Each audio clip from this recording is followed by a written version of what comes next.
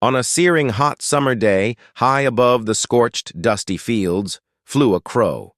His throat was parched, his tongue felt like sandpaper, and he desperately needed a drink of water. For what seemed like hours, he flew from one dusty tree to another, searching and searching. Finally, just as he felt his strength dwindling, he spotted a sight that made his heart flutter: a clay pot sitting in the courtyard of a small abandoned house. He swooped down eagerly and landed on the rim of the pot. Peering inside, the crow's spirits immediately sank. There was indeed water, but the level was very low, just barely covering the bottom. His beak, long as he stretched, could not reach the refreshing liquid. The crow tried everything. He pushed the pot with his feet, hoping to tip it over, but the pot was too heavy. He tried to get inside the pot, but the opening was too narrow. Frustrated and exhausted, he hopped onto a nearby stone and felt the despair wash over him. He knew he couldn't fly on without water. He had to find a way. He looked around, thinking hard. His keen eyes noticed a pile of small pebbles scattered on the ground near the pot.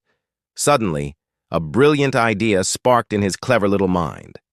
"If I can't lower my beak to the water," he thought, "then I must find a way to raise the water to my beak." The crow flew down and picked up one of the pebbles in his beak. He flew back to the pot and dropped the stone carefully inside. Plink! The water level, though imperceptibly, rose. He repeated the action. He picked up another pebble, flew to the pot, and dropped it in. Then another, and another, and another. It was slow, laborious work, but the crow was determined. He worked steadily, never giving up, ferrying stones one by one and dropping them into the narrow neck of the clay vessel. Plink, plink, plink.